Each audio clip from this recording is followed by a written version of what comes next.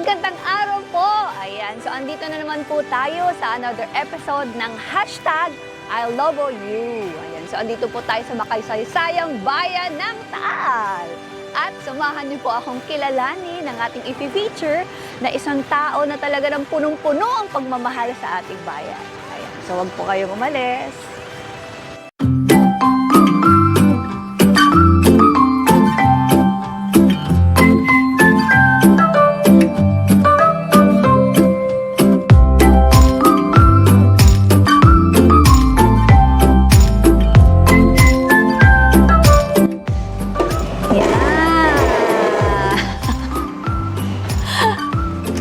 Knock po.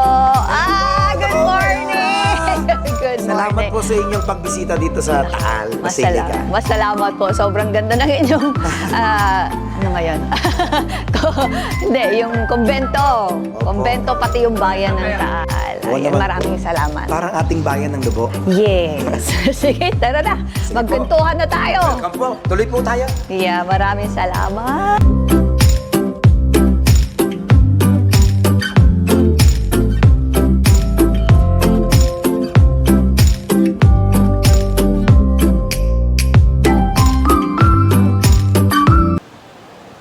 Isang magandang araw muli, Luboans! At ngayong araw nga po, ating itatampok sa ating special segment ng Lubo, Tanglaw TV, ang bagong pagpapakilala sa ating bayan, ang hashtag I Love You.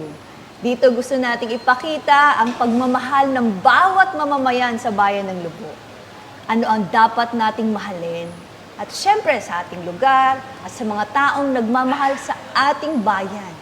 Ito nga po ang ating second episode.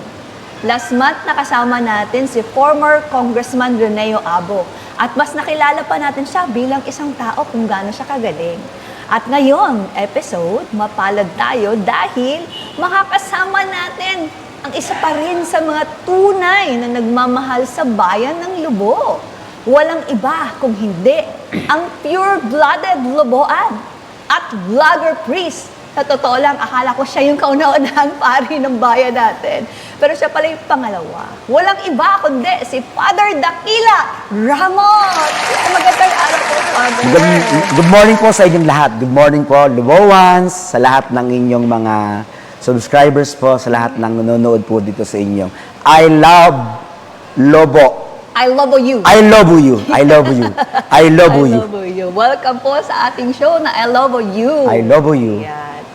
Of course, pasasalamat dahil welcome mo kami sa napakaganda at makasaysayang bayan ng Taal. At napakaganda po ng inyong kumbento. Father, nakakatuwa po. Kamusta po kayo, Father? Okay naman po. So, natutuwa po kami dito, Mayora, dahil binisita po niyo po kami. Dahil ito pong Taal ay napakagandang bayan. Parang bayan din natin ng bayan ng Lubo. Tama po kayo. Makasaysayang bayan. Makasaysayang bayan. Napakaganda. Parang mga luma, parang it takes you back in time. Parang Opo, yung parang nasa Tangere. Opo. Parang nasa mga Kastila ang mga naririto. Oo nga po. Kamusta pang inyong pamilya? Okay naman po. Namimiss po ba kayo? Oo, kasi madalas po kayo talagang i-assign sa malalayong lugar. Opo, ay halos po naiikot ko na yung buong probinsya ng Batangas. Talaga? Opo. Yung Tingloy din? Hindi pa naman. Pero okay, nakakapag-misa pa rin po doon. Kahit sa Isla Verde, sa Tingloy, sa malalayong mga lugar, halos lahat ng mga bayan dito sa probinsya ng Batangas na pupuntahan natin, namimisahan. At syempre, nakakapag-roon po tayo ng mga apostolic diyan. Ayun. So, pag nagmimisa po kayo or napupunta po kayo sa ibang bayan, syempre kayo po'y Tagalubo. Paano po niyo pinapakilala or paano po niyo sasabi na kayo Tagalubo? At paano po pinapakilala ang bayan natin? Syempre, I have always been proud of our town, Mayora. Talagang kahit nung ako ay bata pa, hindi ko po kinahihiya, lagi kong ipinagmamalaki. Kahit ako'y maliit, lagi ko pong ipinagmamalaki na ako'y Tagalubo. Dahil sabi ko nga po, itong Lubo ay isang paraiso. Yeah. Talagang itong Lubo ay isang paraiso. So, dapat maging proud talaga ang bawat Luboan, no? Talaga. Oo, sa ating bayan. Kasi ang dami talaga natin pwedeng ipagmalaki. Tama po kayo. Kasi kaya nga paraiso, naroon ng lahat. Di ba ho? We have mountains, rivers, naroon din ang karagatan. At ang gaganda ng natural resources. We have healthy environment. Grabe. At ang pinakamaganda ho doon, mga gwapo at magaganda ang mga tao. Yan na. No, at talaga naman kailangan pangalagaan lang. Ano? Siyempre, Kasi maganda siyempre. na siya as is eh. Develop Oo. lang at pangalagaan. Ayun. So, sabi niyo kanina, nagmimisa kayo sa ibang lugar. Paano niyo po mapapanatiling nakafocus sa inyo pag naghuhumilia po kayo? Mga tao. Opo. Siyempre, yung homily po naman, yan po ay unang-una pinagdadasalan. So, pinag-aaralan. So, yung pong Holy Spirit ang bahala para siya yung magbigay ng salita. At salamat, di man po karapat-dapat mayora, ay di kahit papaano yung ating mga homilies, yung mga binibigay natin sa mga tao, talagang ramdam na ramdam ng mga tao, tago sa puso. Dahil lagi tayong nagbe-base sa kanilang experiences. At syempre, ang hugot niyan mula sa pag-ibig ng Diyos at dahil din sa karanasan ng bawat isa sa atin. Katulad nyo, katulad ko, at ng ating mga lubawans. Oh, napakinggan ko na po kayo ng ilang beses eh. Talagang mamamangha ka kasi parang nakaka-relate. Tapos iba po eh, pag kayo nagsalita, parang Oo. alam mo yung parang, oo nga, no? Tama kayo, Father. Parang mapapaganon. Kaya talaga Opo. siguro ang mga tao ay nakafocus talaga sa inyo pag naghuhumilia kayo. Ano po, nakakatuwa. Si ang Holy Spirit po ang talagang siya ang dahilan kung bakit nakakapagsalita ng ganyan. It's a gift from the Holy Spirit. Oh, tama po kayo, no, tama. Kaya siguro doon nagmula ang pagiging vlogger ninyo po. Pagkwento niyo nga sa amin, paano ba kayo naging isang vlogger? So, ito po yung- Paano nag-umpisa? Simple lang po yan eh. Parang, syempre, nung pandemic, maraming tao ay nanonood sa YouTube, nanonood sa mga kung anong mga social media. Oh, nauso nun eh. Oho. Eto, dito, ako po ay mayora nagsimula nung pagdating ko dito ay September 2019. After ng aking assignment sa Bawan. Bago nag-pandemic. So, sumabog pa ang bulkan. Sumabog pa ang bulkan noong January 12, 2020.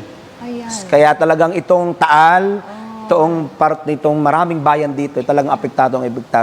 Tapos sumunod doon ay ang pandemic. Kaya talagang nasaraduhan ng simbahan, maraming nagkasakit, ang dami talagang nangangailangan. So, kahit sarado ang mga simbahan, itong Taal naman, Basilica, alam niyo naman, napakalaking simbahan ito. Yes. Bukas lagi po ito. Hindi po kami nagsara. Kung sino man ang gusto magdasal, kung sino man gusto magsimba, kahit magkumpisal, at kahit kami, kahit mga, di ba, pandemic doon, bawal lang lumabas, bawal lang, pinupunta ko kahit mga may sakit, kaming mga pari dito. At maraming mga pari sa atin, kahit bawal, kahit may sakit na sila, Allowed pinupunta. sila dito pumunta. Nagmamask lang Oho. sila, tsaka naggagano ng share. Tsaka pinupunta ko kahit sa ospital, kahit sa mga bahay. Sabi ko, Father, wala yata kayong takot. Wala tayong magagawa kasi yung mga tao, takot na nga eh. Pero kung tayo pa matatakot, papaano na? Kaya yung sacrament of the holy anointing of the sick, kailangan nila. At maraming gumaling, marami ang kumapit sa Diyos. At salamat, nakaraos din. At nung panahong yun, doon nag-start yung aking parang mas maganda yatang mag-vlog. Kasi nga, kakunti ang napasok sa simbahan. Kakunti na yung, kasi takot nga. So, ang media platform, nasa YouTube, nasa Facebook, so doon ako nagsimula. Hindi para sa sarili ko na dapat ganito. Hindi. Siguro, promptings of the Holy Spirit na sinabi sa akin na start ka, Father Dax, na mag-vlog para mas marami pang mga tao ang makarinig ng salita ng Diyos. Oh, ganyan. Oho, Tama oho. po kayo doon. Ano? Oo, kasi parang ang style din ninyo sa pagbablog, parang hinahaluan nyo na parang para mas makinig sila, no? Oho. Parang may comedy, na may something na, nagiging parang enthusiastic, naging enticing sa mga tao, no? Yan yung parang ano mo eh, May style. konting Yung joke na style. konti, ho. Oo, style. Pero hindi naman nawawala yung... At may sayaw pa nga eh, may sayaw pa, Nakakatawa. Mag-TikTok tayo mamaya.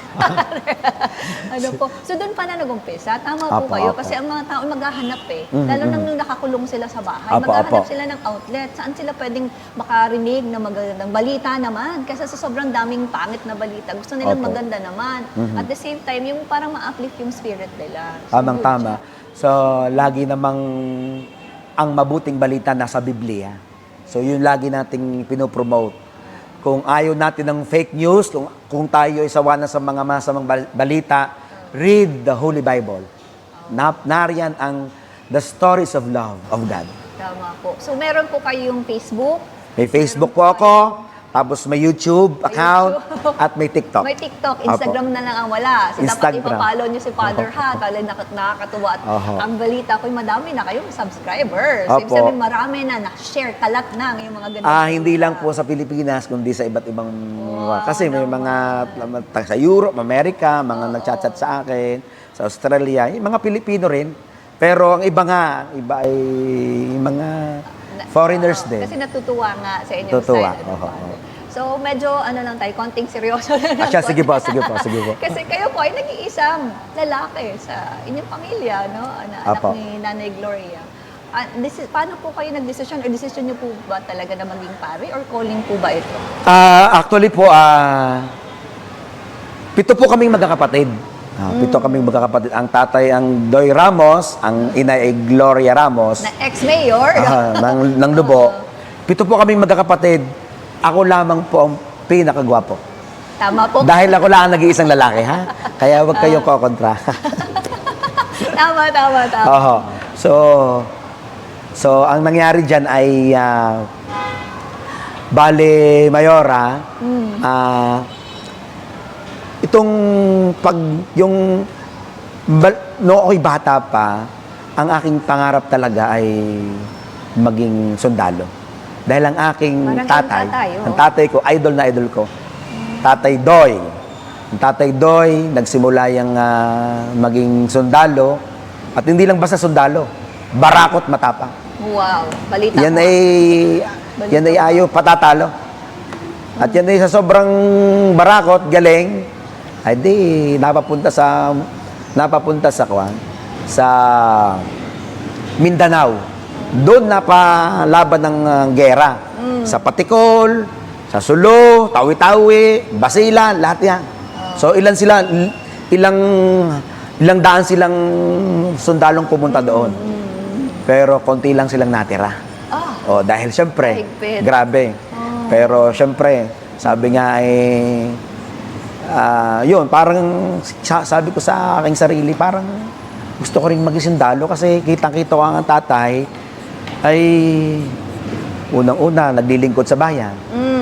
Tapos kapag nag-alin ng sarili, buong-buo. Tapos ang tatay ay may paninindigan. Yes. So sabi ko, ito ang tatay, susundan ko. Pero iba pala ang plano ng Diyos. Ang plano ng Diyos, maging sundalo ako ni Kristo. Wow. Yun. Bigla akong naging, nung bata ako, Oh. lagi akong nakapatig ng parang sundalo. May baril-barilan ako. Ay pag ako'y tutulog, ang kaabay ko'y Armalite. Hindi nga. Ang narin sa Oh my kabila, God, binibigyan- automatic carbine. Din sa kabila ay 45. Oh Kaabay my ko God. tatay. Parang ready siya. Oo, mga ngayon. Ay, wala tayong magagawa. Galing si Gera. Pero, naging sakristan ako. Ayun, panahon ni na Father Chito Andal. Pero, ang nagbinyag sa akin si Father Jose Ilagan, Father Pepe Ilagan. Tapos, bata pa lang ako, kay Father Monsignor Ed Pagkaliwanggat. Kilalang kilala ito sa Lubo. Tapos, si Father Chito Andal, ang nagpasok sa akin sa seminaryo, hanggang sa dire-diretso na. Tapos, ang pumalit sa kanya si Father Jean Valencia. At nung ako'y ordinahan na, si Father Tom Villafranca. Talagang So, dire-diretso na po dire-diretso. yun.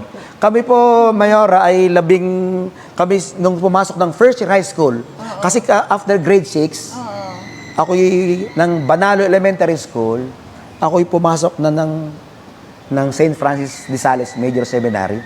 So at the age of 12 years old, ako po ay pumasok na. Hindi ko alam kung bakit ako napapunta doon. Hindi umiyak ang iyong itay. Wala na, Hindi naiyak ang tatay, ang naiyak ang inay.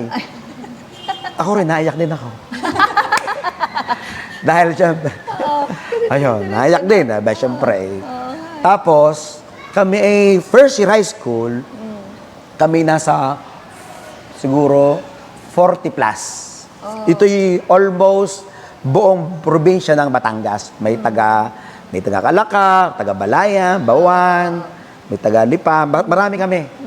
So, alam nyo kung ilang taon yung ginugol ko?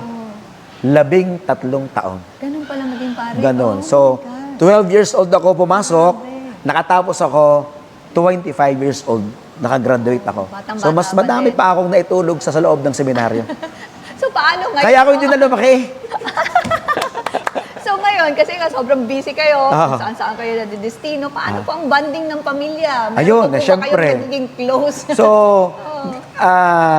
medyo pag pala ikaw ay pumasok ng seminaryo, talaga palang unti-unti mong bibitawan ang mga mahal mo sa buhay. Siyempre, hindi naman kayo lagi magkikita. Tapos, ang mga magulang, mga kapatid, so unti-unti. Pero naroon pa rin yung pagmamahal, pero yung closeness, unti-unti. Pero bumabawi naman. Siyempre, may mga kawan. At marami kang iniwan. Lalo tigit ang mga mahal mo. Mayroon akong girlfriend dati. Oo, dati. Oh my God. Pinakamaganda sa Lubo. Hindi ko na sabi kung sino. Alam na niya. alam Alam na niya kung sino. Alam ni Ano po? marami. Oh my God. Pero okay din. Nagkausap Nagkaroon din kayo ako. ng goodbye naman. Okay or naman, pagpaalam sabi- sa isa't isa. sabi Wala ko, namang sinabing, antayin mo ako. Walang ganyan. Wala namang ganun kasi hindi ko pwedeng paghintayin kasi Kaya nga. syempre tinawag tayo ni Lord. Yes. So talagang binigyan nyo na ng buo-buo kay Lord yung iyong sarili. Oo. Napakadakila. Kaya siguro nun galing ang iyong pangalan. Ano po? So, anyways, paano kasi hindi lang naman, marami din kayong mga naging close sa buong bayan ng Lobo. Especially siguro sa pamilya ng Manalo. Kasi ang balita ko, sa mula pa lang sa iyong tatay, sa iyong itay, Opo. talagang ang aking asawa, iba na ang banding. Ano Opo, po? opo. So, paano po ang nagiging... Siyempre, marami nga pong nagtatanong dahil nga ako'y ang lolo ko po, Tirso Ramos, ay naging mayor ng 1968 to 1980. Oh. Ang lolo ko po, Tirso Ramos. Tapos, ang tatay naman, 1988 to 95. So, pagkatapos no, syempre, ang pamilya nga namin ay puro nasa politika. Pero after that, parang nawala na. Tapos, sabi nga, bakit ka magpapari? Wala tayong magagawa kasi dito ako tinawag. So, parang bagang kung ang pinag-uusapan yung paglilingkod, ay pwede mong paglingkuran ang Diyos at ang bayan. So, parang kahit pag-aasawa, kahit yung mga gusto mo, kahit gusto mo magkapamilya, parang dapat mong talikuran kasi for the greater glory of God. So, tamang-tama naman, nung nawala nung ang tatay ay nawala na sa politika, bigla namang dumating ang mga Manalo. Yan. Si Mayor Jorly, ang kapatid ni Mayor Jorly, si Mayor Ber, tapos siyempre kayo. So, sabi ng tatay nung siya ay, kasi nagkasakit na po siya eh. Pero bago po siya magkasakit, at bago po siya pumanaw, ako naman po ay nasaksihan pa niya bilang pari. At ang mayor noon, si Mayor Ver. Ngayon po, siyempre, close na close naman ng tatay kay Mayor Jorle. Oo nga. At yan ay talagang bata pa ako, yan ay sanggang dikit, ika nga. Ibigay parang magkapatid na. Opo. Talagang yan ay So, nung nagkataong ang tatay ay medyo nakakasakit na, at alam nyo naman ang tatay ay pagkatapos naging administrator ni Mayor Ver. At yan ang medyo, at laging nariyan ang Mayor Jorle. Siyempre, yan ang mga... Siya yung support system. Oo, siya yung yan, naghahanap syempre. ng proyekto. Siya yung may Oo. network. At siya, siyempre, andyan kayo. So, So, nung medyo magkakasakit na yung tatay, sabi ko, kinakailangan, Mayor Jorle, ikaw na ang maging mayor. Dahil sa'yo lamang pwedeng lalong umunlad ang bayan ng Lubok. So, yun ay, siya may sakit, no? Yun ay may cancer na. Yun ay, pag may bitig di abanse, kakaunin ng Mayor Jorle, pagkasalitain la sa stage. Talaga. Sa mga barangay. Pagkakatapos, dahil nga, masama na ang lasa eh. Pero ganun katindi. Ganun ang kanilang kwan. At kaya nakita ng ang tatay naman, bago pumanaw, nakita niya na ang bayan ng Lubok ay magiging maayos sapagkat na ang mga namumuno ay mapapagkatiwalaan at tunay na nagmamahal sa bayan ng Lubok. Yan. At hanggang ngayon talagang ang tindi ng samahan at Apo. relasyon ng mga Manalo at Ramos. Apo. Kasi talagang pareho kasi tayo na advocacy. Pareho tayo na talagang tinitingnan na anong direksyon, anong gusto nating maging Lubok in the next generation. Oh. Lalong-lalo na yung ating sinasabi nga kanina, napakaganda ng bayan ng Lubok. Napakaganda ng ating natural resources. Kailangan pangalagaan. Parang paraisong Lubok. Oo. At sa tingin ko kayo ay talagang matindi ang paglalaban. Ano po, yung paninindigan para ipaglaban ang ating kalikasan. No? So, paano po yung nag-umpisa? At, Yung bang environment natin, yung pakikipaglaban natin. Kasi kayo yung tandang-tanda ko parang po yun. Kasi ako po ay, siyempre na-assign ako sa environment, sa buong Batangas po yun eh. Na-assign ako ni Archbishop sa Archbishop Argelies at hanggang nung kay Archbishop Gilbert Garcera na mamuno sa environment. Yeah. So, syempre, ang daming problema sa buong probinsya. Isa sa naging problema ay sa Lubok. Alam naman natin, talagang pero mga mining, mga kung ano mga nakakasira sa environment. Opo. Pero salamat sa inyo, kay Ma'am Gina Lopez. Yes, tama po. Sa ABS-CBN, kay na Ted Pailon. At syempre sa inyo mag-asawa, Yes. hindi nyo kami pinabayaan. Yes, tama. At salamat talagang doon natin nakita na ang mga tao nagtulong-tulong. At bakit? Dahil maraming nagdadasal. Maraming nagmamahal. At talagang tuloy-tuloy. At salamat at ang ating bayan ng Lubok ay isa sa buong probinsya ng Batangas na intact pa ang environment. No. Abo nga, Mayora, di ba ang daming Yes. mga natural resources dyan, tsaka mga flora and fauna pa dyan? Yes. Ano nga tayo? Rift to ridge nga tayo. Yes. Talagang nanindigan tayo para sa bayan. Ano pa mga hayop ng mga nariyan Naku, ang dami. Parang marami nga silang mga nadidiscover pa sa sa kabundukan Kabundukan. natin. Actually, kahit sa karagatan natin, makakahanap pa daw ng sobrang laking mga pusit. Kasi parang yung untouched pa talaga siya. Na, kasi Pusit, may butanding din tayo. Yes, may butanding din tayo. Kasi wala tayong commercial fishing. May pawikan. May pawikan. Yan, Tama. ganyan talaga. No, at Tapos sa mga sa forest, Yes. may mga bats, iba't ibang klaseng mga monkeys. mga ibon natin, iba't ibang Iba't ibang color, species. Oh, tama, ang Talagang gaganda. ma-amaze ka. Talagang nga But ako. anyway, so actually nung time na may mining nga sa Lubok, talagang ang daming mga lumalabas sa social media. Naku po, no, talagang kahit mga fake news, naku, naglalabasan na noon. Mas lalo pa ngayon, ano. Patuloy tayo maninindigan, Mayora. Kaya nga, no. So, I think, ang vlog niyo po din, Father, isa din po talaga sa lumalaban sa fake news. Ano po? Tama Opo po ba? naman, opo. Oo, no. Kasi talagang matindi ang fake news natin. Kaya nga tayo talaga actually naglunsad ng I Lobo You or Opo. Lubok Tanglaw TV. Ano po? Dahil dito sa fake news. Kaya talagang katulad ng inyong vlog, Father, no, labanan natin ang fake news. Ano po? Ayun. So, ayan. So, Father, no, bago daw tayo pumunta sa final question. Ayan. Narito ang mga questions. Meron pala silang in-interview sa mga streets natin para ibahin natin ang style. Sila po ang magtatanong daw sa iyo. So, meron pa tayong mga taga-subaybay na magtatanong po sa inyo. Ayan. Hello po, Father Dax and Mayor Lota Manalo. Ako po si Ken SLC sa Mayego. Ang tanong ko lang po ay, ano pong maipapayo nyo sa kagaya kong kabataang Lubowan, gaya ko? Ayun, no? Isang tanong galing sa isang kabataan na mula sa ating bayan ng Lubo. Ayan. So, yun po, Father. Ano pong masasabi ninyo? Okay, magandang araw sa iyo. Salamat sa iyong tanong. Sa akin lang, sa mga kabataan, huwag kayong matatakot mangarap. Sapagkat pag may pangarap, ang isang kabataan, yan ang magiging passion ninyo, magiging driving force nyo para matupad yon. At syempre, sasamahan natin ng faith in God. Syempre, kinakailangan lagi tayo may pananalig sa Diyos. Huwag tayong makakalimot tumawag lagi sa Kanya. At syempre, kahit saan tayo mapunta, huwag natin kalilimutan yung family values. Kung ano yung nating natutunan. Alam nyo, mga Tagalubo, yan ay talagang mapagmahal sa pamilya.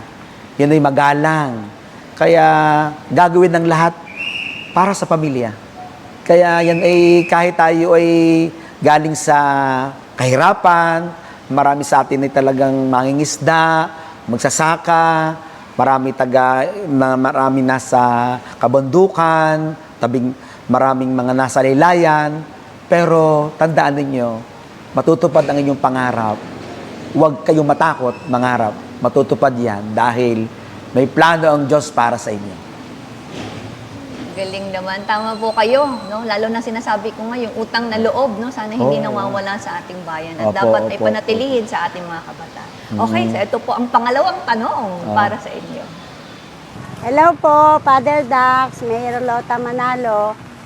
Ako po si Melvin de Rojas. Ang tanong ko po ay, saan po nanggaling ang pangalang Dakila? Matindi pala yung tanong na yan. So, marami talaga nagtatanong na yan. Ang pangalan ko po ay Father Dakila Ramos. Kaya doon po galing yung Dax. Para pinaikli. Para cute ang dating. Para naman. Pero yung Dakila ho, yun po ay medyo mahaba ang pinanggalingan. Kasi ang tatay nga ho ay medyo barako. At ang tatay ko nga ay medyo napakot ng kaunti. Mabait naman ho. Kaso nga lang syempre, sa sobrang bait, ay di, katulad ng marami sa atin, nagkakasalan, nagkakaroon ng, sa madalit sabi po ay, yun po ay nakulong sa loob ng Muntinlupa. Nakulong po ang tatay sa Muntinlupa. Yun po ay, panahon din na, ang kasabayan po ng tatay sa Muntinlupa, ay sina Berting Labra, sina Bingbong Crisologo, sina Eddie Fernandez na ama ni Paps Fernandez. So, pagdating po ng tatay doon, talagang matindi pala. Yung napapanood natin sa Batang Quiapo, tunay yun, yung rambulang-rambulan. Pagdating ng tatay daw doon, kanya-kanyang mga parang bawa ito ay sige-sige, gang, Akit Bahay Gang, Batang City Jail. May mga ganyan-ganyan. So, ang tatay ho ay hindi man napabilang doon. Pero kitang-kita ng tatay na talagang rambulang-rambulan. Yan, ganyan. Pero ang tatay ho ay napapunta alam niyo kung saan napapunta? Sa Bartolina agad. Ang Bartolina ho, ay yung kay pumunta sa isang maliit na CR, inyong sarado, patayin yung ilaw, in Bartolina. Dasal lang tatay. Sana po ako yung makalaya na. Sana po ako lumabas na dito. Dahil siya lagi nakatingin doon sa maliit na krus. Araw-araw siya nagdadasal. Siya pinagbigyan talaga After ilang days, siya po yung nakalabas. Sa Bartolina. Pero nakakulong pa rin. So, yung pagkatapos ng Bartolina, maximum, minimum, yan. So, to make the long story short, ang tatay ho ay doon bumait. Dahil nakilala niya ang Diyos sa pamagitan ng Corsilio and Charismatic. May mga pariho doon at mga nag-a-apostolate na pinapakilala si Kristo. Nagba-Bible sharing sila. So, doon nakilala ng tatay ang Diyos. So, unti-unting bumabait, hindi ho naman napakadali para sa tatay yun dahil ang layo. Ang inay ho, from Lubo, linggo-linggo pupunta sa Muntinlupa. Ang nagkataon naman ng tatay, nung pagkalabas ng Bartolina, siya ang mayor. Pag sinabing mayor, siya ang nasusunod. Siyempre, barako rin pa rin. Pag sinabi niya, mga kakosa, kayo lumabas muna. Siyempre naman, lalabas muna. Ay darating ang inay. Ang ginagawa pala ng tatay, Okay mga kosa, alam niyo na gagawin ninyo ha? So gagawa ko ng VIP room. Yung pinaka-kunting kama na kaunti, yung mga kumot, lalagyan ng gayon, nakalagay, do not disturb. So, lagi may nangyayari. Na milagro. Kapupunta ng inay, yon nayari si Father Dax. Kaya maraming tatanong, Father, bakit kay Munti? Iyari ako sa Munti. Ha? Yun ho. Tapos, kung bakit Dakila, isa sa nakatulong sa tatay, abogado, si Dakila Castro. Ito ho'y sikat na abogado na nung panahon ni Ferdinand Marcos Sr. Siya po ay halos walang talong abogado. Isa sa mga nakatulong. Lumabas ang tatay ng kulungan, kaya pinangalan ako kay Attorney Dakila Castro. Kaya ang pangalan ko ay Dakila Ramos. Ayos? Dakila. Ang galing, no? Actually, na-realize ko ngayon, yung segment ng I Love You, napakagaling. Kasi naiintindihan mo at mas nakikilala mo yung isang tao sa kanilang totoong kwento ng buhay. Katulad ng mga kwento mo ngayon, Father Dax, hindi ko yan narinig. Hindi ko po yun na... Hindi ko pa naririnig. Pero napakapalat natin, ano, na ngayon narinig natin ang totoong kwento ng buhay ng isang Father Dax. No? Na kung masasabi mo nga, parang ang buong buhay inalay na sa bayan. Pero ang tanong natin ngayon, no, bago tayo magtapos, ano nga ba ang pangarap ng isang Father Dax? Para sa kanyang sarili naman. Muna. Para sarili. Meron pa ba? Or meron pa ba kayong Siguro gusto mo? wala na rin. Basta nung ako'y nagpari, gusto ko lang iali ang buo kong sarili. Para bagang, kung gusto kong magkaroon, dahil gusto kong magbigay. So, I want more to give more. Para bagang, kung anong aking ginagawa, ay para sa iba. Yun lang, para bagang, sabi nga ni Pope Francis, ay, ang mahalaga sa buhay, maligaya ka. Pero ang mas mahalaga, maligaya ang nasa paligid mo nang dahil sa'yo. Oh, tama. Oo. Blessing to everybody. Oo. Be a blessing to everybody. Kagaling. Ano po. Pero meron po ba kayong pangarap na sana maging pope ako or maging... Wala naman, wala na po. walang ganun. Okay na po yun. Sa isang parang situation ng isang pare, wala nang ganong mga... Maging simpleng pari na lang ho ako. Okay Basta na po. maging blessing lang sa iba. Oho. Pero sa bayan naman, Sa bayan. may pangarap po ba kayo para sa ating bayan? Siyempre, gusto ko po na lagi ang ating bayan ay unang-una ay ma-preserve natin ang kagandahan ng ating environment. Ma-preserve natin ang kahalagahan ng pagiging Lubowans. Yung tayo ay yung wala na tayo, yung tayo ay laging maayos, maunlad. No? Yun ang kakaisa. At saka syempre, tulong-tulong tayo. Yes. Tulong-tulong Kasi tayo. hindi naman kaya natin ikaw. Hindi mo kaya mag-isa ako. Hindi ko kaya mag-isa. Kahit dalawa kami. Hindi pa rin eh. Oo.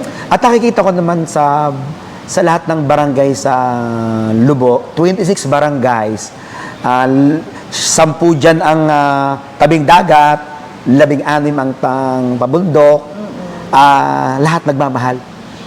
Ultimong mga nasa mga kababayan natin na hindi nalalayan, pero talagang nagmamahal. No? At syempre, hindi tayo pinababayaan ng ating patron, San Miguel Arcangel. Yes. Protector. Protector talaga. Napakabigat na protector. Saka mapaghimala talaga. No? Oho. Talagang palaging pinoprotektahan ang bayan natin sa anumang sakuna. Merong mga nangyayari na untoward incident or kung ano man, pero at the end, nananalo pa rin. Oo naman po. Ang kagustuhan natin, ang kagustuhan ng karamihan sa atin na ipagtanggol at ipaglaban ng ating bayan. No? Meron po pa ba kayong gustong sabihin, Father Dax, sa ating mga kababayan? So, unang-una po, salamat po, Mayora, sa pag-invite sa akin at syempre, sa pagpunta dito sa Taal na napaka-blessed po namin na isang Mayora ay ng Lubo ay pumunta rito. At syempre, ay kita naman natin, gandang-ganda ng ating Mayora. So, at syempre, sa ating mga kababayan, salamat. Patuloy tayo magmahal para sa ating bayan. Kahit po yung ating mga kababayan na nasa ibang bansa, alam ko laging ang puso nila para nasa bayan ng Lubo. At siyempre, yung mga pangarap natin, matutupad yan. Lagi lang tayong magtiwala sa Diyos. Pray, pray, pray. Thank you po, thank you po. Ayan, and at this point, syempre, sabi nga ni Father Dax, na siya nagpapasalamat, pero sa totoo lang, kami po ang privilege at gusto magpasalamat sa very accommodating, no? Napaka-accommodating po ninyo at feel na feel namin ang pagmamahal sa bayan ng Taal, kahit malayo man. For giving us your precious time. Oh, And yeah. sabi ko nga kanina, very privileged na umpisahan natin itong I Lobo You or Lobo Tanglaw TV kasi mas nakilala natin ang isang tao. No? Ngayon ko nakita kung gaano mo at kung dapat mong i-appreciate ang isang tao sa pamamagitan ng kwento niya kanyang buhay. No, kasi hindi mo naman yan basta mapapakinggan or makikita or automatic na makukuha pag nakilala mo lang eh. Iba pa rin yung nakakwentuhan mo, lalong-lalo yung kwento sa iyong pamilya, yung kwento ng iyong tatay, mas na-appreciate ko ngayon. No, yung kanyang devotion sa kanyang pamilya at sa kanyang bayan. Po. So, sinamahan niyo po kami sa aming episode. Maraming salamat po sa ating dito hashtag I Love You. At syempre, bilang pasasalamat kay Father Dax, meron po kaming hinandang regalo. Dahil nga pinopromote natin ang I Love You, naglalabas po tayo ng merch. So may merch na rin po tayo. Ito po yung magiging available sa ating Pasalubong Cafe. Katulad ng aking suot. Wow. I Love You shirt. Bibigyan po natin si Father Dax ng I Love You shirt. Wow. So sana po isuot niyo yan minsan Sige sa po. iyong vlog, para ma-promote natin ang ating Tama. bagong hashtag. Kasi gusto nga nating pakita na hindi lang ang mga taong pupunta sa Lubo ang nagmamahal sa Lubo. Kundi tayo, marami po tayong pagmamahal na pwedeng i-share sa kahit sino man na nagmamahal at gustong magmahal pa sa ating bayan. Father Ganda. Dax? Ayan. So, sana Salamat magustuhan po, salamat niyo. po. Marami pa po tayong mga ganyang pang ilalabas, no? Marami po tayong mga iba pang merch, no? Aside sa t-shirt, may mga mugs pa tayo. Ilo-launch po natin yan bago ang ating Foundation Celebration or Anihan Festival para naman pagdating ng ating Anihan Festival, makakasuot na sila. So, muli, maraming salamat po. It is really our pleasure and privilege to be with you today. So, and hopefully, baka pag-TikTok tayo. At baka pag-vlog ka din, no? Sa ating bayan ng Lubo, no? Sa isang mga tourism sites. At mapapanood nyo rin po itong I Love You natin na interview with Father Dakila Ramos sa aking YouTube channel. Ayan, sa aking, pang meron tayo, TikTok. Wala lang tayong Instagram yata. Sa Mayora Lota Manalo official page. Ayan. So please follow, like, and subscribe para sa inyong magandang viewing experience. Ayan. So, Father Dax, maraming salamat. Salamat po, salamat Thank you Mayora. so much. I love you! I love you! So, wag po kayong bibitiw. Muli po, babalik ang Lobo Tanglaw TV live. Makalipas lang ang ilang paalala. I love you.